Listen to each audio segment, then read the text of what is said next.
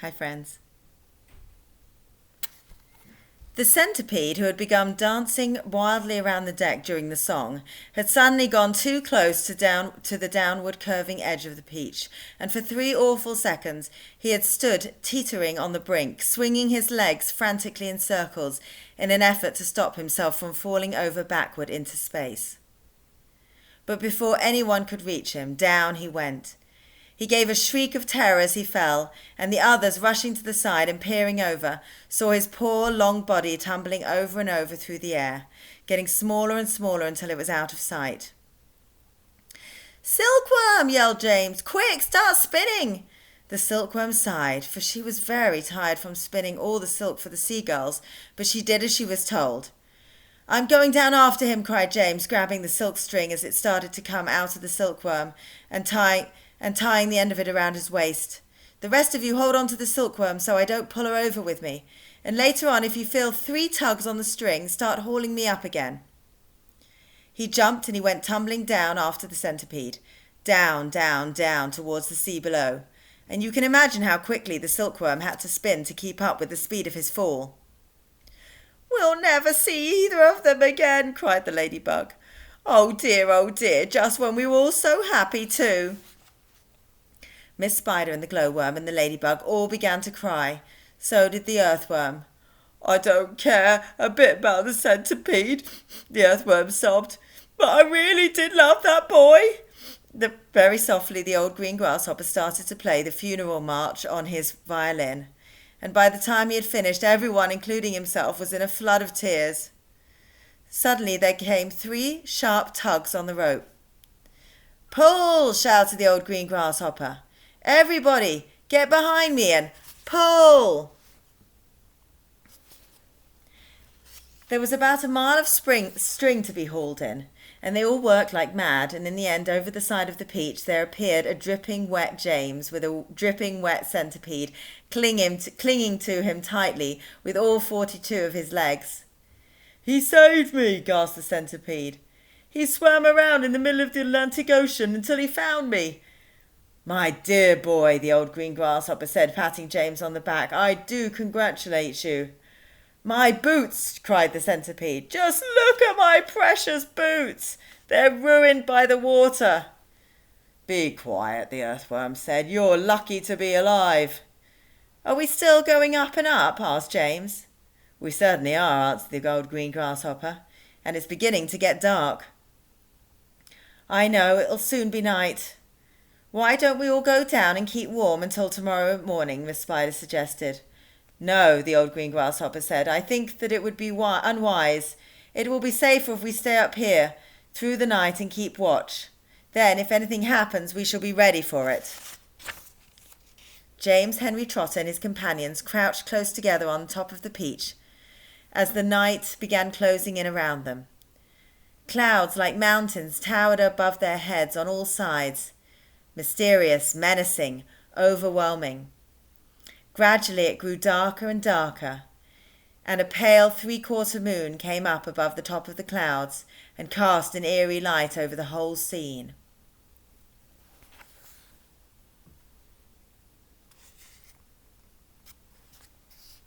The giant peach swayed gently from side to side as it floated along, and the hundreds of silky white strings going upward from its stem were beautiful in the moonlight. So also was the great flock of seagulls overhead. There was not a sound anywhere. Travelling upon the peach was not in the least like travelling in an airplane. The airplane comes clattering and roaring through the sky, and whatever might be lurking secretly up there in the great cloud mountains goes running for cover at its approach. That is why people who travel in airplanes never see anything. But the peach, ah yes, the peach was a soft, stealthy traveller, making no noise at all as it floated along.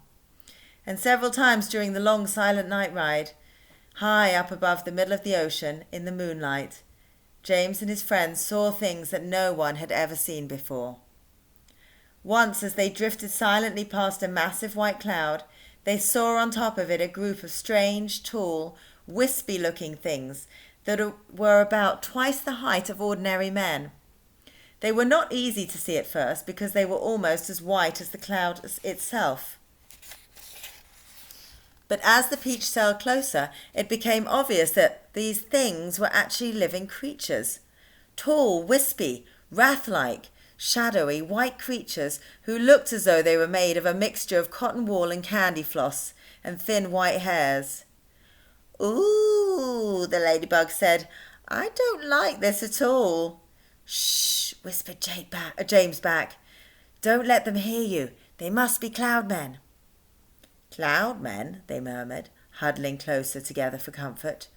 "Oh dear, oh dear." "I'm glad I'm blind and can't see them," the earthworm said, "or I would probably scream." "I hope they don't turn around and see us," Miss Spider stammered. "Do you think they would eat us?" the earthworm asked. "They would eat you," the centipede answered, grinning. "They would cut you up like salami and eat you in thin slices." The poor earthworm began to quiver all over with fright. "But what are they doing?" the old green grasshopper whispered. "I don't know," James answered softly. "Let's watch and see." The cloudmen were all standing in a group, and they were doing something peculiar with their hands. First, they would reach out, all of them at once, and grab handfuls of cloud. Then they would roll these handfuls of cloud in their fingers until they turned into what looked like large marbles. Then they would toss the marbles to one side and quickly grab more bits of cloud and start over again. It was all very silent and mysterious. The pile of marbles beside them kept growing larger and larger. Soon there was a truckload of them there at least. "They must be absolutely mad," the centipede said. "There's nothing to be afraid of here." "Be quiet, you pest," the earthworm whispered. "We shall all be eaten if they see us." But the cloudmen were too busy with what they were doing to have noticed the great peach floating silently up behind them. Then the watchers on the peach saw one of the cloudmen raising his long wispy arms above his head, and they heard him shouting, "All right, boys, that's enough. Get the shovels." And all the other cloudmen immediately let out a strange, high-pitched whoop of joy and started jumping up and down and waving their arms in the air. Then they picked up enormous shovels and rushed over to the pile of marbles and began shoveling them as fast as they could over the side of the cloud into space. "Down they go," they chanted as they worked. "Down they go, sailing, hail and snow, freezes and sneezes and noses will blow." "It's hailstones," whispered James excitedly. "They've been making hailstones, and now they're showering them down onto the people in the world below." "Hailstones," the centipede said. "That's ridiculous. This is summertime. You don't have hailstones in summertime." "They are practicing for winter," James told him. "I don't believe it," shouted the centipede, raising his voice. There's a picture of the cloudmen shoveling the hailstones over the edge of the cloud. "Shh," the others whispered, and James said softly, "For heaven's sake, centipede, don't make so much noise." The centipede roared with laughter. "Those imbeciles couldn't hear anything," he cried. "They're deaf as doorknobs. You watch." And before anyone could stop him, he had cupped his front feet to his mouth and was yelling at the cloudman as loud as he could.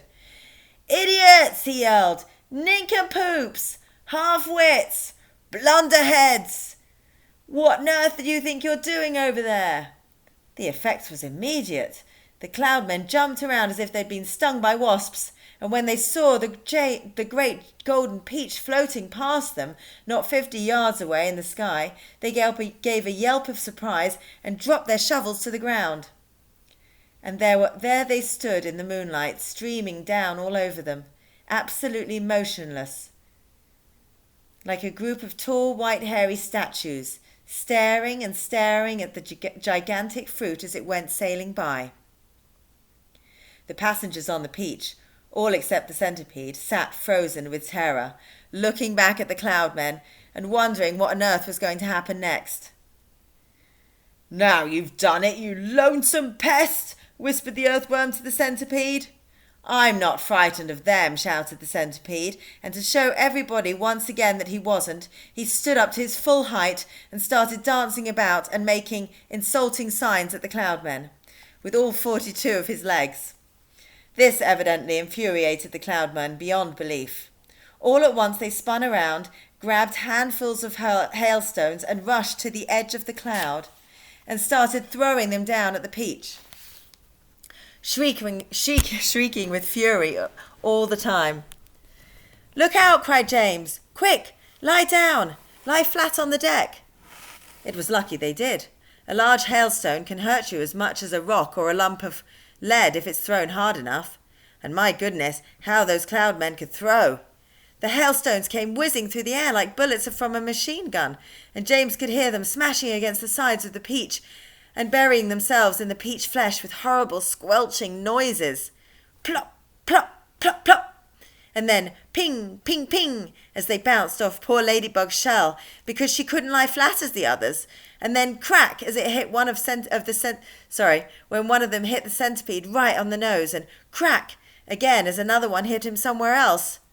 "Ow!" he cried. "Ow! Stop! Stop! Stop!" But the Cloudmen had no intention of stopping.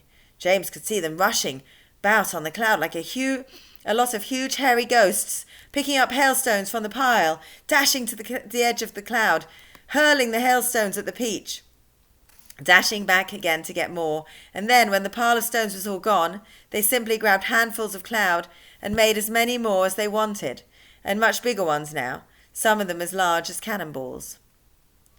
"Quickly," cried James, "down the tunnel or we'll all be wiped out." There was a rush from the tunnel entrance, and half a minute later everybody was safely downstairs inside the Stone of the Peach, trembling with fright and listening to the noise of the hailstones as they came crashing against the side of the Peach. "I am a wreck," groaned the centipede. "I am wounded all over." "It serves you right," said the earthworm. "Would somebody kindly look and see if my shell is cracked?" "Give us some light," shouted the old green grasshopper. "I can't," wailed the glowworm. "They've broken my bulb." "Then put in another one," the centipede said. "Be quiet a moment," said James. "Listen. I do believe they're not hitting us any more." They all stopped talking and listened. Yes, the noise had ceased. The hailstones were no longer smashing against the Peach. "We've left them behind. The seagulls must have pulled us away out of the danger. Hooray! Let's go up and see." Cautiously, with James going first, they all climbed back up the tunnel. James poked his head and looked around. "It's all clear," he called. "I can't see them anywhere." One by one the travellers came out again on top of the Peach and gazed carefully around.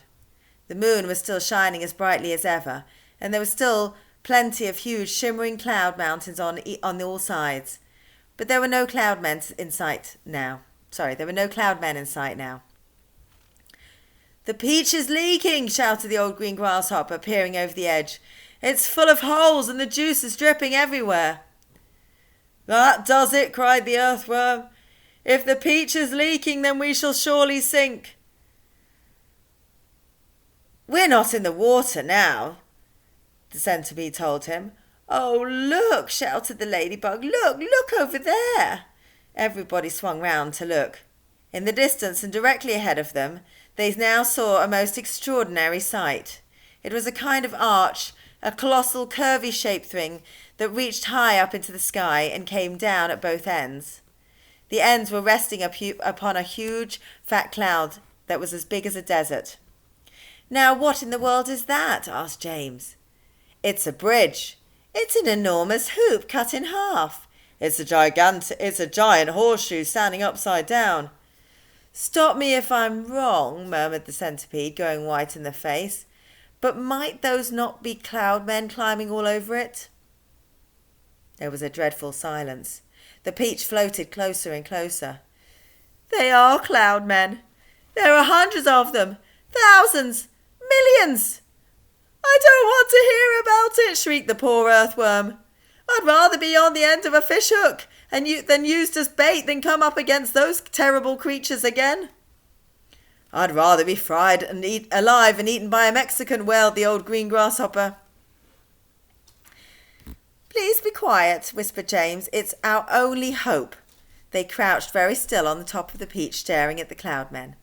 The whole surface of the cloud was literally swarming with them, and there were hundreds more above them, climbing about on that monstrous, crazy arch. But what is that thing? Whispered the ladybug. And what are they doing to it? I don't care what they're doing to it, the centipede said, scuttling over to the tunnel entrance. I'm not staying up here. Goodbye. But the rest of them were too frightened or too hypnotized by the whole affair to make a move. Do you know what? James whispered. What? They said. What? That enormous arch, they seem to be painting it. They've got pots of paints and big brushes. You look.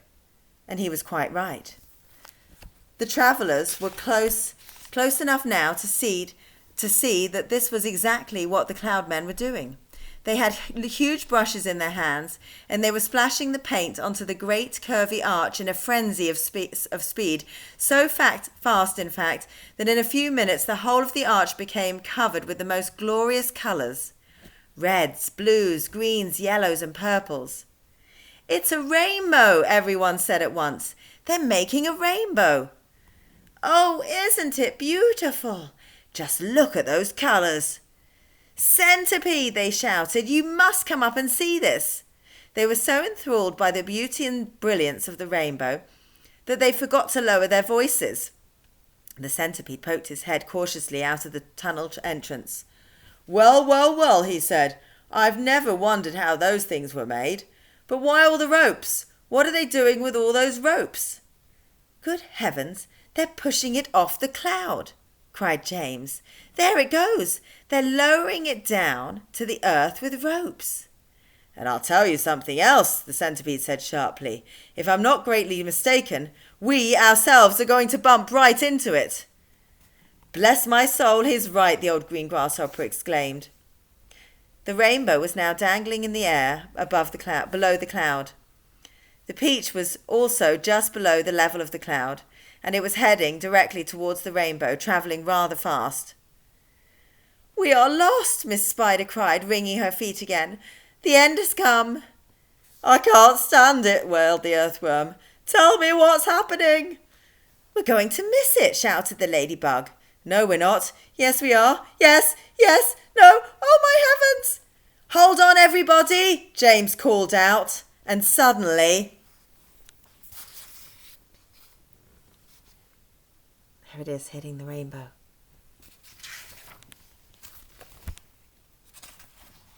There was a tremendous thud as the peach went crashing into the top part of the rainbow. This was followed by an awful splintering noise as the enormous rainbow snapped right across the middle and became two separate pieces. The next thing that happened was extremely unfortunate. The ropes that the cloudmen had been using for lowering the rainbow got tangled up with the silk strings that went up from the peach to the seagulls. The peach was trapped. Panic and pandemonium broke out among the travellers, and James Henry Trotter, glancing up quickly, saw the faces of 1,000 furious cloudmen peering down at him over the edge of the cloud. The faces had almost no shape at all because of the long white hairs that covered them. There were no noses, no mouths, no ears, no chins. Only the eyes were visible in each face, two small black eyes glinting through the hairs. Then came the most frightening thing of all. One cloudman, a huge hairy creature who must have been 14 feet tall at least, suddenly stood up and made a tremendous leap off the side of the cloud, trying to get to one of the silk strings above the peach. James and his friends saw him go flying through the air above them, his arms outstretched in front of him, reaching for the nearest string, and they saw him grab it and cling to it with his hands and legs. And then very, very slowly, hand over hand, he began to come down the string. Mercy! Heaven! Help us! Save us! Cried the ladybug. He's coming down to eat us, wailed the old green grasshopper. Jump overboard! Then eat the earthworm first, shouted the centipede. It's no good eating me. I'm full of bones like a kipper, which is a type of fish. Centipede, yelled James. Quickly, bite through the string, the one he's coming down on. The centipede rushed over to the stem of the peach and took the silk string in his teeth and bit through it with one snap of his jaws. Immediately, far above them, a single seagull was seen to come away from the rest of the flock and go flying with the long string trailing from its neck and clinging desperately to the end of the string. Shouting and cursing with fury was the huge, hairy Cloudman. Up and up he went, swinging across the moonlight sky, and James Henry Trotter, watching him with delight, said, "My goodness, he must weigh almost nothing at all. For one seagull to be able to pull him up like that, he must be all hair and air." The rest of the Cloudmen were so flabbergasted at seeing one of their company carried away in this manner that they let go the ropes they were holding, and then, of course, down went the rainbow, both halves of it together, tumbling towards the earth below. This freed the peach, which at once began sailing away from that terrible cloud. But the travellers were not in the clear yet. The infuriated Cloudmen jumped up and ran after them along the cloud, pelting them mercilessly with all sorts of hard and horrible objects. Empty paint buckets, paintbrushes, step ladders, stools, saucepans, frying pans, rotten eggs, dead bats, bottles of hair oil, anything those brutes could lay their hands on came raining down upon the peach. One Cloudman, taking very careful aim, tipped a gallon of thick purple paint over the edge of the cloud, right onto the centipede himself. The centipede screamed with anger. "My legs!" he cried. "They're all sticking together. I can't walk, and my eyelids won't open. I can't see, and my boots are ruined." But for the moment everyone was far too busy dodging the things that the Cloudmen were throwing to pay any attention to Centipede. "The paint is drying," he moaned. "It's going hard. I can't move my legs. I can't move anything." "You can still move your mouth," the earthworm said, "and that is a great pity." "James," bawled the centipede, "please help me. Wash off this paint. Scrape it off. Anything." That's where I'm going to stop now.